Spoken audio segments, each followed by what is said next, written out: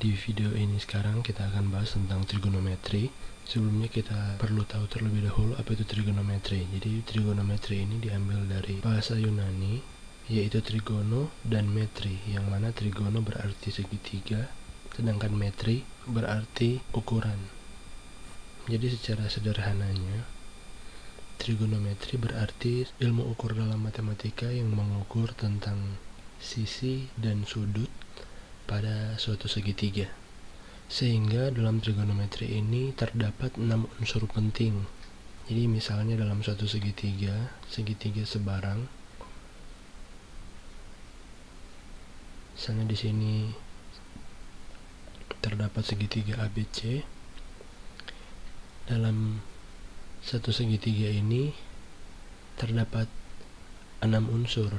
Unsur yang pertama yaitu sudut A, kemudian sudut B, kemudian sudut C. Diperoleh di sini 3 unsur, yaitu terdapat 3 sudut, yaitu sudut A, sudut B, dan sudut C.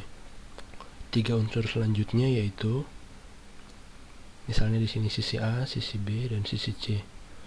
Maka unsur selanjutnya adalah sisi A, sisi B, dan sisi C. Ini merupakan 6 unsur penting dalam trigonometri. Ini hanya pengenalan singkat tentang trigonometri. Sekarang kita akan bahas tentang perbandingan trigonometri pada suatu segitiga siku-siku. Sebelumnya kita perlu tahu terlebih dahulu apa itu segitiga siku-siku. Untuk yang belum tahu akan saya beritahu, untuk yang sudah lupa akan saya ingatkan kembali, untuk yang sudah tahu boleh kita pelajari sekali lagi. Jadi segitiga siku-siku itu adalah suatu segitiga yang salah satu sudutnya bernilai 90 derajat. Misalnya di sini terdapat 2 segitiga. Segitiga yang pertama segitiga ABC, segitiga yang kedua segitiga DEF. Yang merupakan segitiga siku-siku adalah segitiga ABC karena ada tanda ini, yaitu tanda siku-siku atau 90 derajat.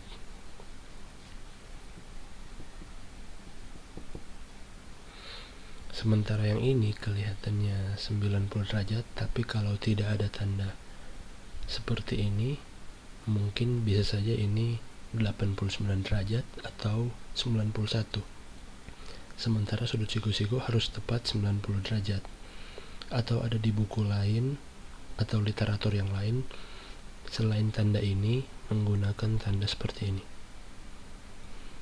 Artinya sama, itu berarti segitiga tersebut sudutnya, khusus di sudut A, bernilai 90 derajat. Pada setiap segitiga siku-siku berlaku perbandingan trigonometri sebagai berikut. Perbandingan trigonometri pada segitiga siku-siku yaitu ini, sin, cos, dan tan. Jadi terdapat di sini sebuah segitiga ABC, yang mana segitiga ABC adalah siku-siku dengan tanda sikunya di B, di sudut B. Kemudian di sini sudut alfa. Maka perbandingan trigonometri yang berlaku pada segitiga siku-siku ini untuk sin alfa, rumus perbandingannya adalah sisi depan per sisi miring, untuk cos sisi samping per sisi miring, sedangkan untuk tangan adalah sisi depan per sisi samping. Cara melihatnya dilihat berdasarkan sudut alfanya. Sudut alfanya kan di sini. Maka sin alfa untuk sisi depannya adalah sisi di depan sudut alfa. Ini kan sisi di depan. Berarti sisi C. Sisi miringnya adalah sisi miring, yang mana dalam segitiga siku-siku sisi C dan sisi A ini kan saling tegak lurus, sehingga menyisakan sisi B sendiri yang miring, maka sisi miringnya adalah B. Untuk cos alfa, rumusnya adalah sisi samping per sisi miring. Sisi sampingnya berdasarkan sudut alfa.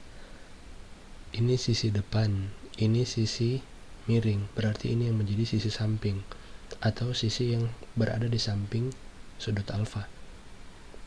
Sebenarnya kan ini dua, A dan B berada di samping, tapi karena B ini sisi miring, maka menyisakan sisi A yang menjadi sisi samping, berarti A per sisi miringnya B.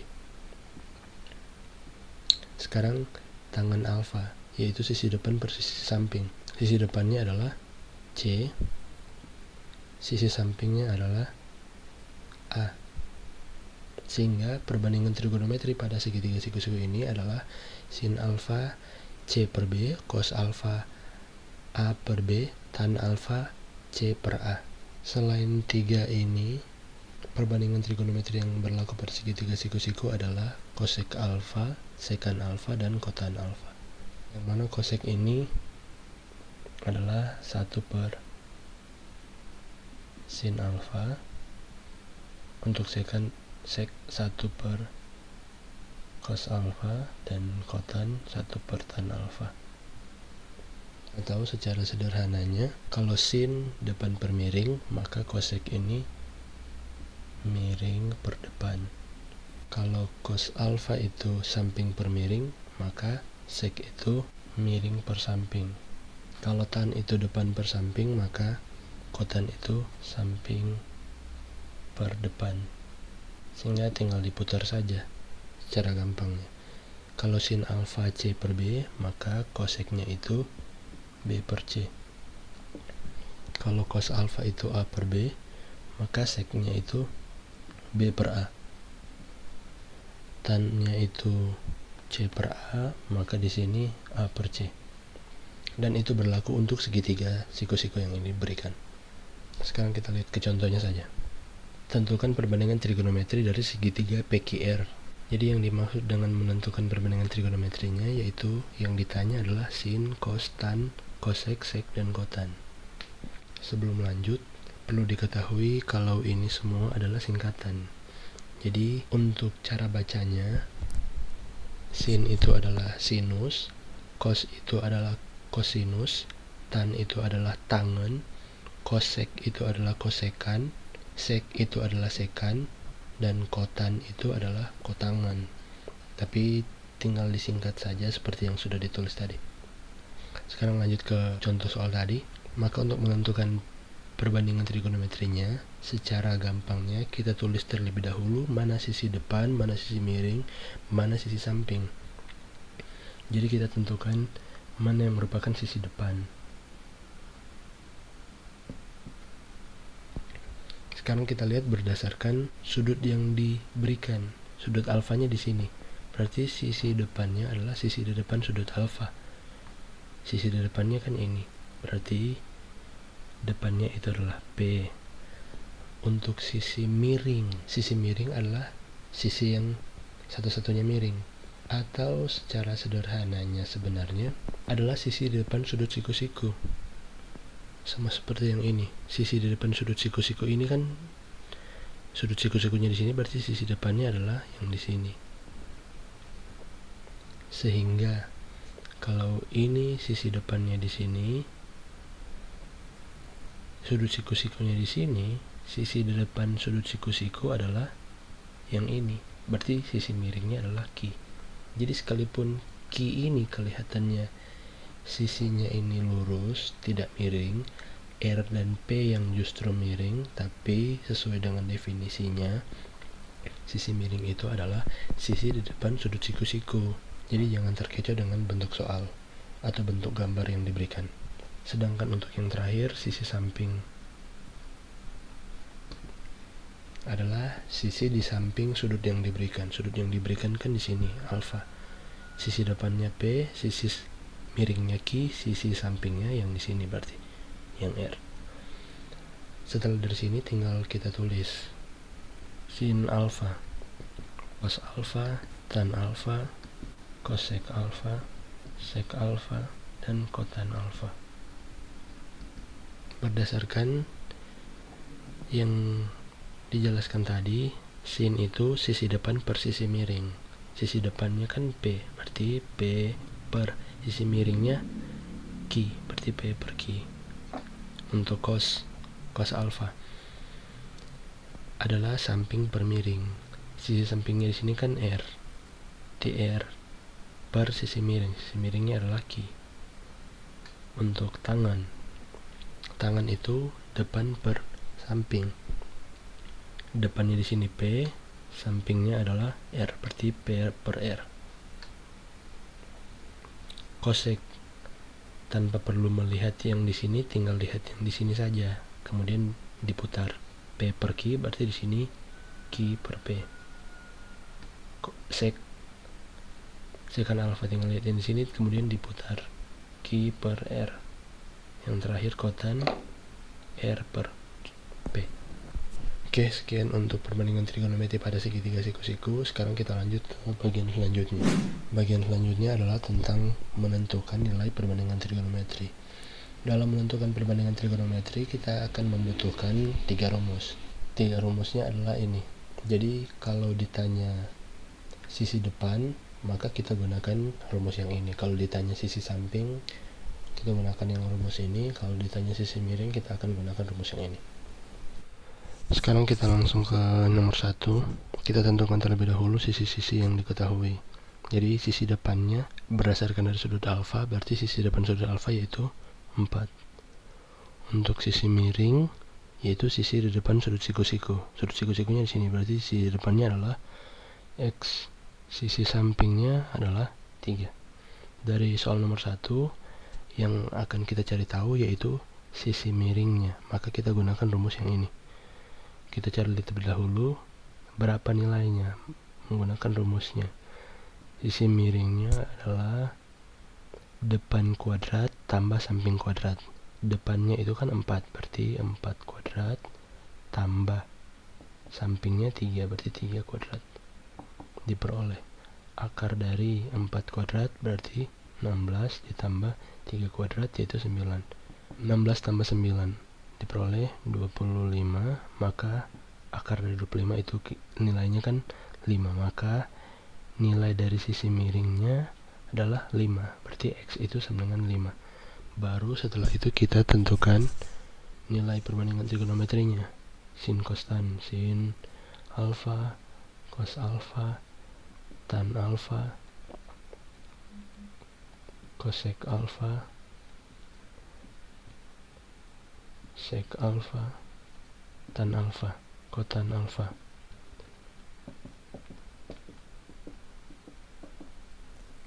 Perbandingan trigonometri untuk sin, depan per miring, depannya itu 4, miringnya adalah 5. Perbandingan untuk cos, samping per miring, yaitu 3 per 5. Untuk tangan, depan per samping, berarti 4 per 3. Cosec, sekan dan kotangan tinggal dibalik dari sini, berarti ini 5 per 4, ini 5 per 3, dan yang terakhir 3 per 4. Untuk nomor 2, sama seperti tadi, kita tentukan dulu sisi-sisinya, depan, miring, dan samping. Untuk sisi depan, berdasarkan sudut alfanya di sini, berarti sisi di depan sudut alfa yaitu 5. Sisi miring, sisi di depan sudut siku-siku, berarti yang ini 13. Yang samping berarti yang X. Maka yang akan kita cari adalah sisi samping. Kita gunakan rumus yang ini. Berarti samping sama dengan akar dari miring kuadrat kurang depan kuadrat. Miringnya berapa di sini? 13. Kuadrat kurang depan kuadrat. Depannya di sini 5, berarti 5 kuadrat. Diperoleh 13 kuadrat, berarti 13 kali 13 kan 169. 5 kuadrat berarti 5 kali 5 yaitu 25. Diperoleh 129 kurang 25, 144. Akar dari 144 yaitu, langsung cari kalkulator saja, 12. Maka diperoleh sisi sampingnya atau X-nya adalah 12. Kemudian baru kita tentukan perbandingan trigonometrinya, sin, cos, tan, kosekan, sekan, dan kotangan.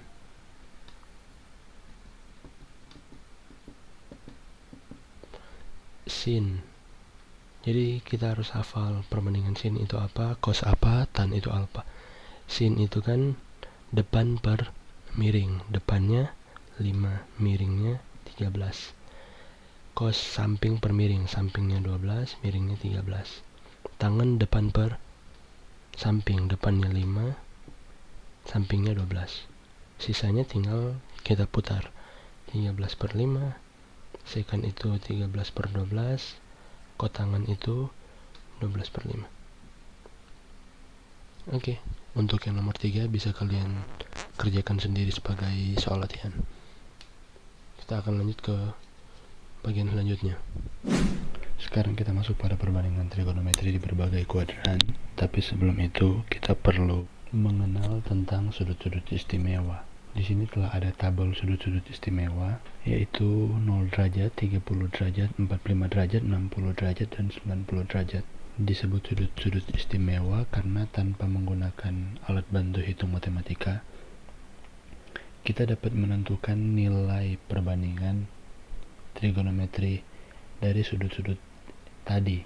Sehingga kita lihat di sini dalam tabel, untuk sin 0 derajat nilainya adalah 0, sin 30 derajat nilainya adalah 1/2, sin 45 derajat 1/2 akar 2, sin 60 derajat 1/2 akar 3, dan sin 90 derajat nilainya adalah 1. Begitu juga dengan cos 0 derajat 1, cos 30 derajat 1/2 akar 3, sampai cos 90 derajat adalah 0.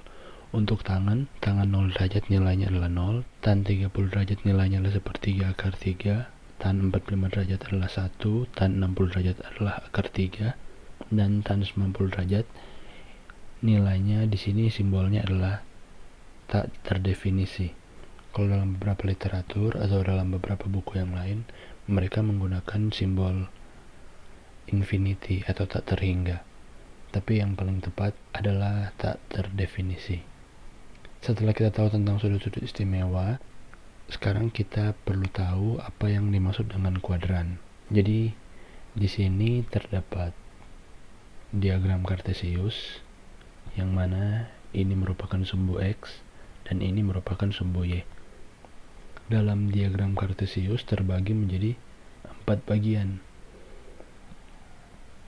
yang mana 4 bagian ini, untuk yang bagian di sini, ini merupakan kuadran pertama, yang mana sudut yang terbentuk pada kuadran pertama terletak di antara sudut 0 derajat sampai 90 derajat. Untuk kuadran yang kedua letaknya di sini, dan sudut yang terbentuk pada kuadran kedua terletak di antara 90 derajat sampai 180 derajat. Kuadran ketiga sudutnya 180 derajat sampai 270 derajat, dan kuadran keempat di sini 270 derajat sampai 360 derajat. Perlu diketahui bahwa nilai perbandingan trigonometri untuk kuadran pertama, nilai sin kostannya adalah positif atau semuanya positif. Sementara untuk kuadran kedua hanya sin yang positif. Selain itu cos dan tan nilainya negatif. Untuk kuadran ketiga hanya tangan yang positif. Selain daripada itu nilainya negatif. Dan untuk kuadran keempat hanya nilai cos yang positif. Nilai sin dan tan nilainya adalah negatif. Sekarang di sini ada rumus perbandingan trigonometri, yang mana rumus-rumus ini akan membantu kita dalam menyelesaikan perbandingan trigonometri di berbagai kuadran. Langsung ke contoh soalnya saja. Tentukan nilai dari yang pertama sin 150, yang kedua cos 225 derajat, yang ketiga tan 300 derajat. Sebenarnya pakai kalkulator bisa kita tahu jawabannya, tapi kita akan belajar untuk menyelesaikannya menggunakan rumus ini. Penyelesaiannya, untuk yang pertama sin 150 derajat, kita lihat terlebih dahulu 150 derajat ini terletak di kuadran keberapa. Ternyata diperoleh 150 itu berada di antara 90 sampai 180 derajat. Berarti terletak di kuadran kedua. Maka kita lihat kuadran kedua, yang ini rumusnya 3 ini. Kemudian yang di sini kan ditanya sin, berarti kita ambil yang rumus yang sin. Itu berarti sin 180 kurang alfa sama dengan sin alfa.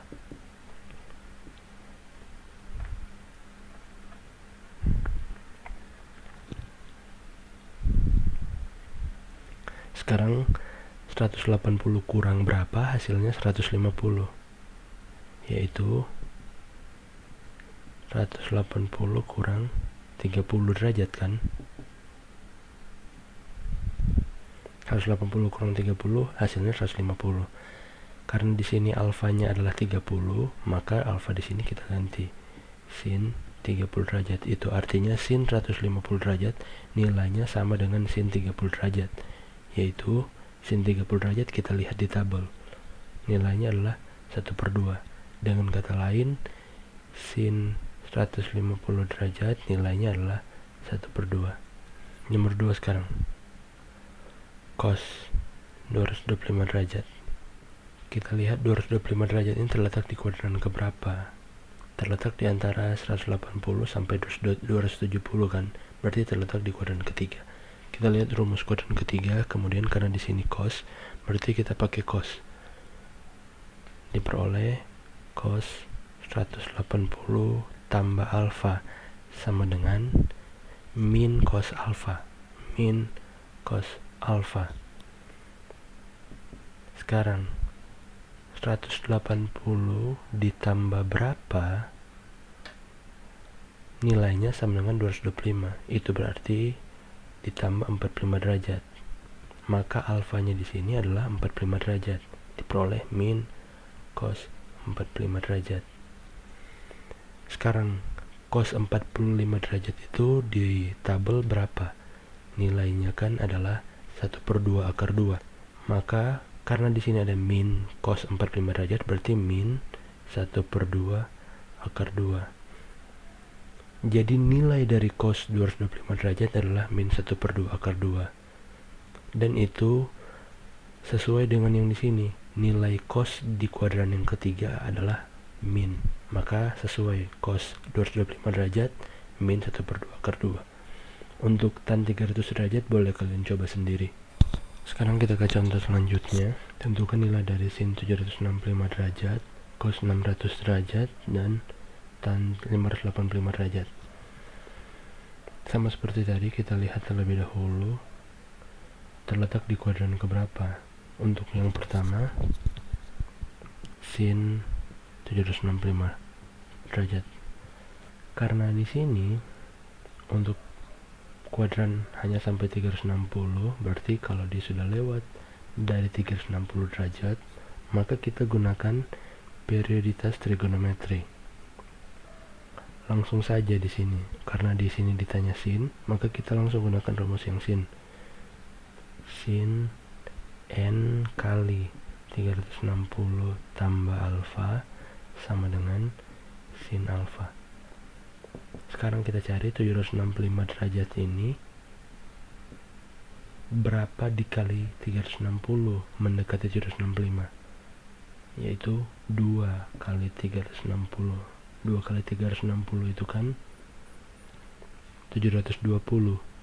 Sekarang 720 ditambah berapa supaya bisa menjadi 765, yaitu ditambah 45. Jadi 765 ini kita jabarkan menjadi seperti ini, sehingga kita peroleh alfanya di sini adalah 45 derajat. Maka diperoleh sin 45 derajat. Dengan kata lain, sin 765 derajat nilainya sama dengan sin 45 derajat.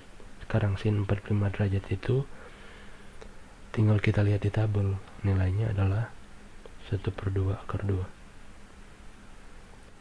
Jadi sin 765 derajat nilainya adalah 1/2 akar 2. Sekarang yang kedua, cos 600 derajat. Sama seperti tadi, karena sudah lewat dari 360 derajat, maka kita langsung gunakan perioditas trigonometri. Karena di sini yang ditanya cos,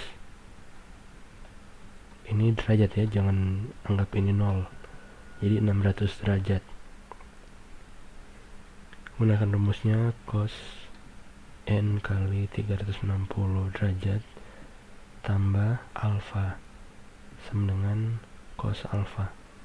Sekarang kita cari berapa dikali 360 mendekati 600, yaitu kalau 2 kali 360 kan 720 berarti 1 kali 360 derajat ditambah dengan berapa sekarang, yaitu ditambah 240 derajat.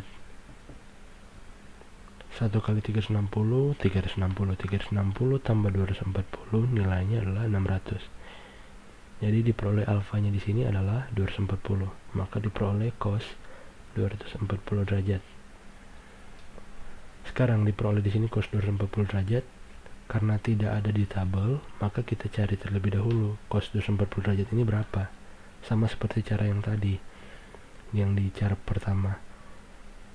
Kita lihat 240 derajat terletak di kuadran keberapa, yaitu ada di antara 180 sampai 270 atau terletak di kuadran ketiga. Maka kita ambil rumus kuadran ketiga, yaitu cos 180 tambah alfa. Jadi di sini cos 240 derajat sama dengan cos 180 tambah alfa sama dengan min cos alfa. 180 tambah berapa menjadi 240, yaitu cos 180 ditambah dengan 60,